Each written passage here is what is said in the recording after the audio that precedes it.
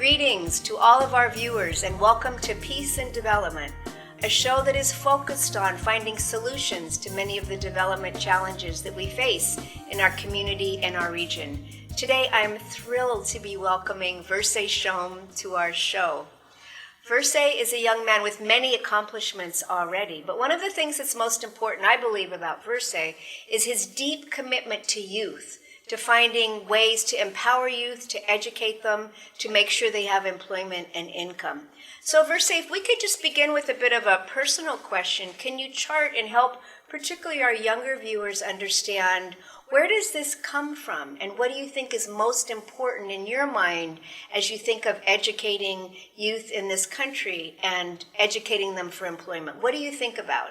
Okay, thank you so much, ma'am. And I just want to say that I owe a lot of my success to Madam President, Margee, just because my story started from AUN, and then through that process I had the privilege of meeting Margee at a very early stage in my career, basically the same year that I graduated and was launching out. And so she has basically given me the direction and from a career perspective of how or where to really go.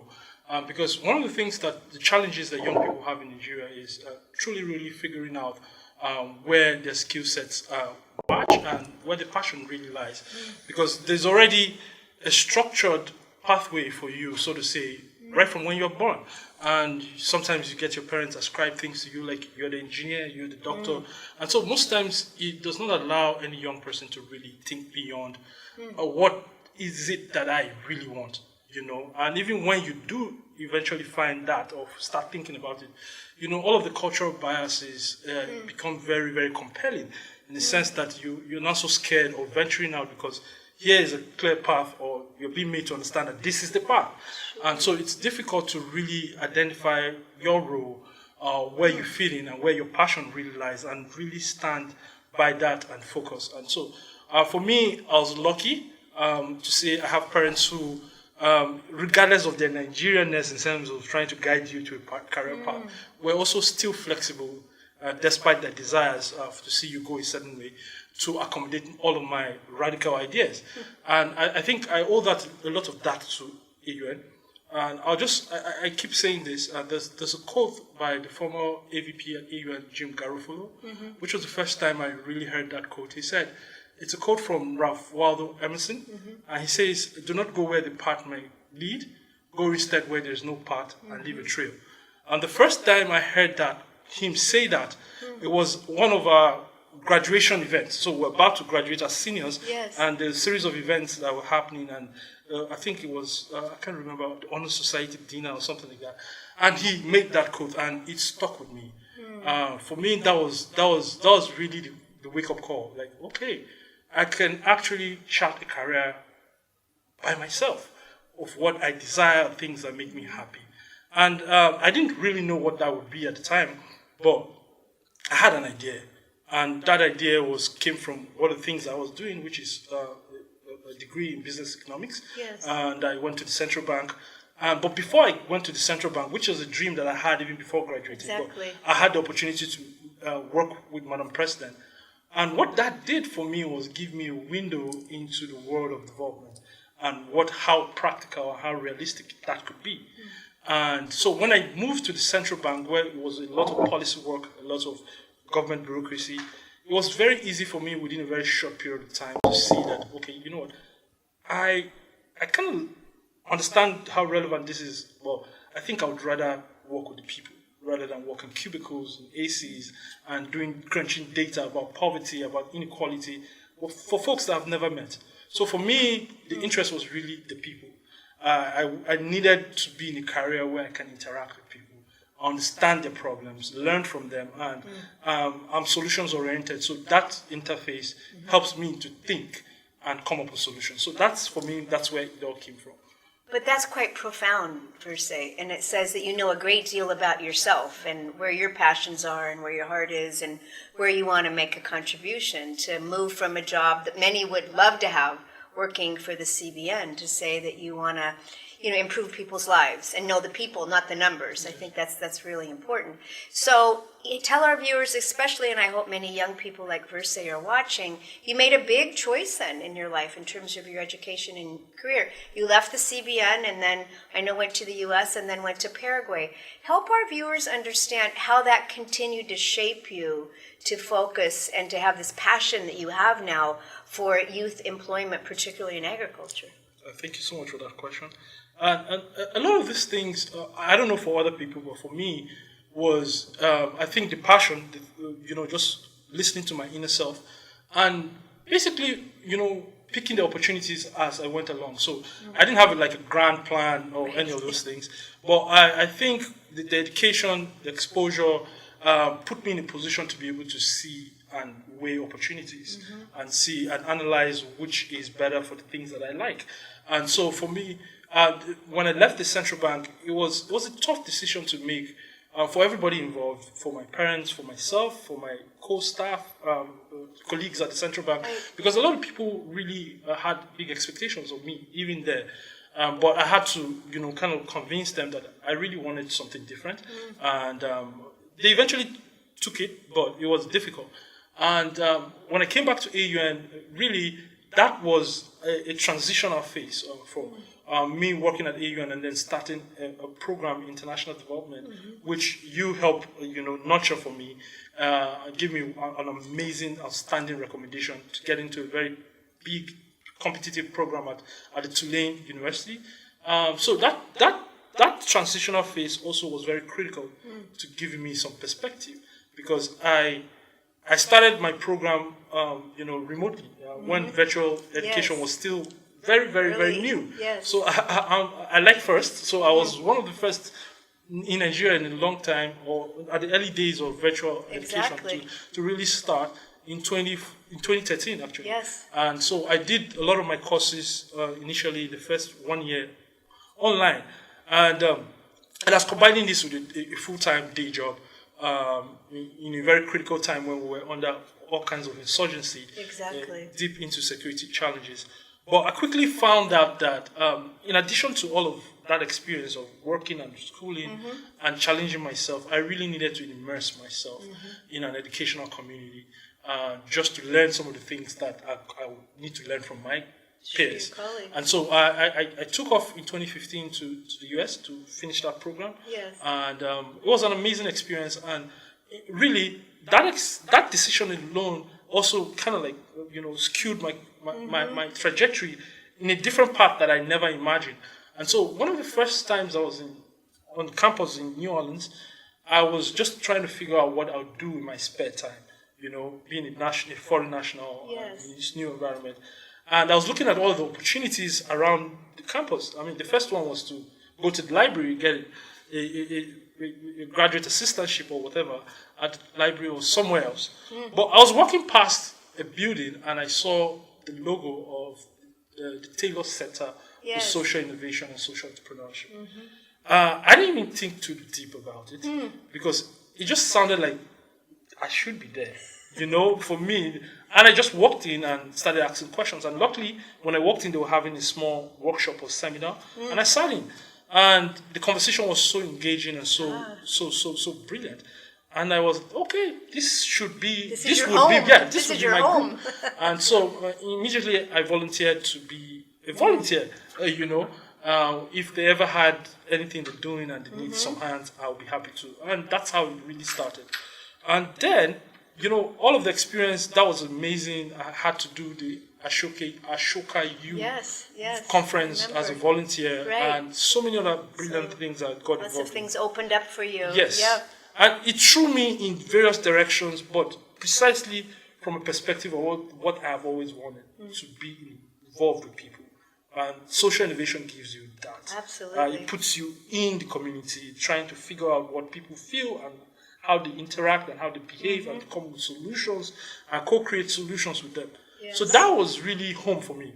And I was so lucky, on the day of graduation, I was sitting next to my very good friend and also mentor now, Martin Booth, who also has a long history with AUN. And, with all the excitement and all of the, activity was going on, he just popped the question next to me. I was like, would you like to come to Paraguay and get your hands dirty? And, I like interesting questions, interesting things. And it sounded instantly, without thinking, very interesting. But just because I knew he needed a lot of thinking to go behind that, I told him, I would like to think about that and get back to you. And he said, of course, you should come. And Martin is quite persuasive, so that also did a number of me. But it didn't take me too long afterwards to really understand that this is where I wanted to go. And I just went. Yes. You went. I just walked through a few steps that I considered in my mind. I'm from Nigeria, from Africa. Most people in our continent, when they look out for opportunities internationally, they go to the English-speaking world, or sometimes the Francophone-speaking world, and that's usually, the options. Right. And I said, well, look, Paraguay, they speak Spanish. It's South America, and not too many people from where I come from have experience here, so why not?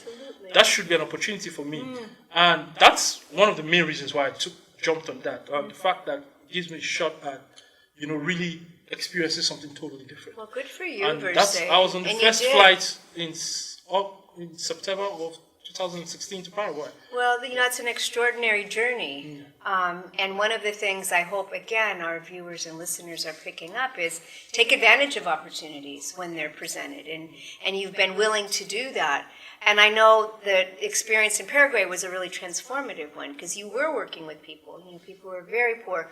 What are the 2 or 3 main things you learned from the experience working with Martin and his foundation that you think are applicable to the work you're doing here in Nigeria? What were the big things you learned? Wow. The first one is people. And, I've always had that idea in my head. I want to work with people. Everybody says that most times. We all think about people every day and work with people all day. But to see how it works in the field, in practicality, no idea by itself just jumps out of someone's head and manifests. Yes. It comes as an idea, and that person, depending on what your inspirational levels are, you have to get people around that idea. Absolutely. You have to get people to understand it, to want to drive it. Yes. And that's what I saw in Paraguay. That's what I learned from Martin, how to actually get people who in most cases might not even be interested in what you're talking about initially. But how do you drive or tell the story or the interest such that they find something in that idea that is interesting to them, that they want to be part of? I think people is very key. The second is... Before you go on, let me just say that's a really good definition of leadership, right? Having a vision to accomplish something that people may not understand at first. So, sorry, go on. Yeah. So the second part is when you get these people interested, what happens? How do you keep the interest going? Yes. Because it's easy to get folks excited about something, right. But if there is nothing to follow on with that interest, then it just dies out, and then it will be once upon a time. And so the second thing I learned really was education.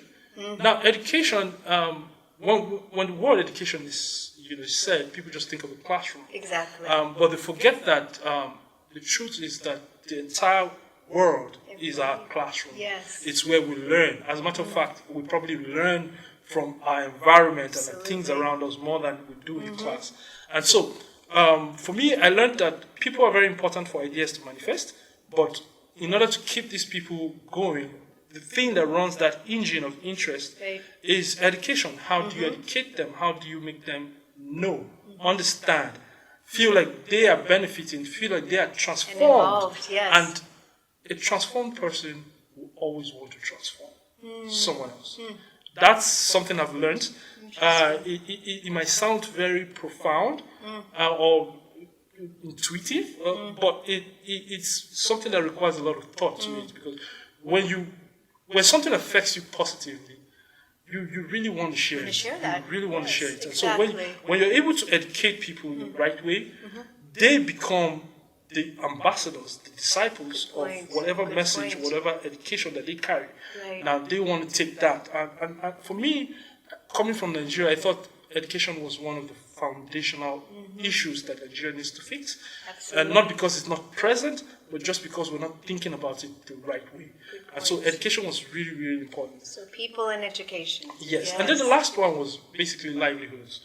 You can never, I can't remember who said this quote, but it says, even God would not appear to a hungry man except in the form of bread. And that statement really sums up human behavior and attitude to anything. If people are hungry, they cannot think of what's going to happen tomorrow, where the livelihoods come from, how they survive. They're never going to give it all of their best shot. It's just never going to happen. It's not possible. So yes. So when you're thinking about people and you're working with people, you need to think about educating them. And what kind of education do they need? They need an education that first and foremost makes them dignified human beings. Confidence. Really brilliant thoughts per se, and I'm sure that our viewers are learning so much from you. Well, let's bring it home then, because you're running a project called Market-Driven Youth Resilience Program that's funded, correct me if I'm wrong, by the European Union and the GIZ, or the German aid agency. Is that correct? Yes, ma'am. And you're working with 900 women and 900 girls, 900 boys, male and females, on this project to educate, to make sure people have the skills necessary for employment. Talk a bit about it and what you've accomplished so far and where you see the challenges. Yeah, thank you so much. The MDYRP, as it's called in an acronym, is basically designed to build economic resilience for this 1,800 male and female young people between the ages of 17 and 25. And one of the things that we've been on the road trying to do, stakeholder engagements, the question that keeps on reoccurring, why 17 and 25? Exactly. And it's easy to see why if you give it a hard thought. That age, it's when kids are mostly leaving high school, getting into college, university, and it's the same age that at the end of it, at 25, is when they're mostly leaving college and getting into the workforce. And so that is a very critical period within the age of any young person. Absolutely. It's transformational in a very, very significant manner. And that's where they pick up all of the livelihood skills, the skills that they can survive on for the rest of their life, or even the ideas that they will survive on for the rest of their life. And so when you get it right with that group within that period, you have a very strong chance of having a population of people who are going to be sustaining down the line. So, and for going back to the location where we are in Adamawa and Borno State, which is where we're implementing. The project's based, The story of this places, or the Northeast, is probably one of the most popular stories in the world right now because of the devastation, because of the destruction, and basically the hopelessness that the challenges that are around here have put families and young people into. And we see that every day, even in terms of the recruitment or strategy for the terrorists and the bandits and all the criminal elements. Therefore, going for these young people within this age bracket. Now, it's not because they don't understand. They really do understand that that's where we can get them. Because if they are hopeless at that stage, without opportunities, they'll turn into anything. They have no other options, Yes, and so that's exactly what the Market-Driven Youth Resilience Project is targeting to do, to build capacity with these young people so that they can be productive in their lives. They would see themselves as change agents, really leaders within their community. The leaders that they hope to have, they will start to see themselves as those leaders, and it's possible for them to do that. And so, yes, it's broken down into 5 objectives, cut across agro-allied, vocational training, business training, sports for development, and then there's an entire section for young entrepreneurs who have started businesses but want to scale. So there's a whole objective designed to have a boot camp for these people to really give them business development skills so that they can take this on. And really, it's good to train people with capacity, but when they cannot sell the skills or the ideas or the products, then that becomes a problem. So livelihoods is very important, but more importantly is connecting it to the market. Absolutely. And for MDYRP, that's the entire chain to build this capacity but connect it to market.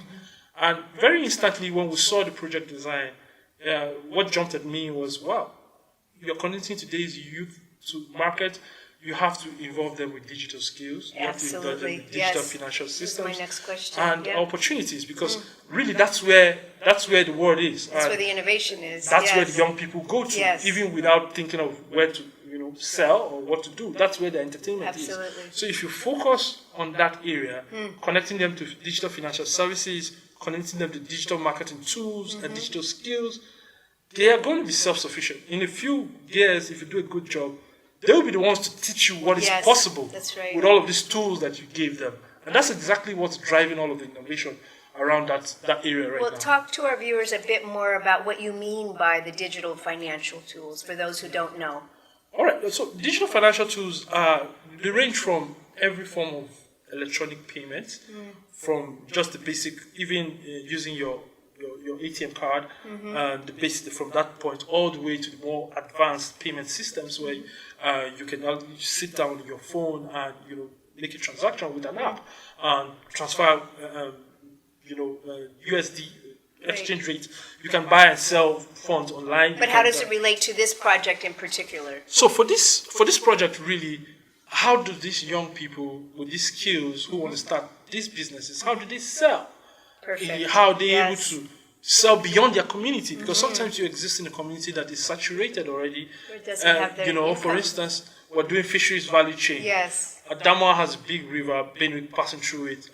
Borno State has the big Lake Chad. Yes. So fish is in abundance. Yes. So if you want to sell fish in Borno or Adamawa State, you might meet a lot of competition. But that is not the same case in other places outside of this location. So it gives people access to market information. So it gives them access to market. Wonderful. It gives them access to more customers. Absolutely. So they can sell fish. Somebody in Mobi can sell fish in Gombe, can sell fish in Jos, just by having payment portals or payment channels that they can use their phone. So it opens up the market. So it opens up the market for them, really. And they can advertise as well beyond their location as much as possible. Well, these are tools that can really, help create the success that you're trying to with these young people. Yes, ma'am. So, Verse, after this project, when it complete, what do you hope to accomplish at the end of it with these 1,800 young people?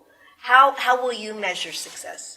Well, success for us, the variety of metrics that we're looking at. But however, to summarize what success means to us, and that's one key question that we have to ask ourselves when we start. What does success on this project mean to you? We know what it means to the beneficiaries, which is skills, empowerment, and businesses. But for us as a project implementation team and even stakeholders, what does it mean to us? And for us, really, is true youth transformation, a transformational experience, because we're going to we've been spending already the last 2 months with these young people, and we're going to spend another 2 to 3 months with them. And our desire really is that this time should be really, really a transformational experience that moves them from a point of hopelessness, the extreme, to real financial independence, dignified forms of income, with confidence that they can really take on the world and really be change makers within their community. And you can unpack that in various ways, but really for us, we think that this project and all of the ideas that we're trying to test would lay the foundation for a lot of other projects that are youth-focused. Well, that vision alone is transformational, as I'm sure our viewers will agree. And Verse, you have gone through a transformation yourself, and it's wonderful to watch. You are taking, as Emerson said, the path that hasn't been taken. You're creating your own, and I'm just so thrilled you're back in Adamawa because you're making a big difference in our community, in our state with these young people. And I thank you for your passion for making life, for improving life for these young people. And we're just thrilled to have you back home. Thank you for joining us today. Thank you to all of our viewers, and we'll see you next week.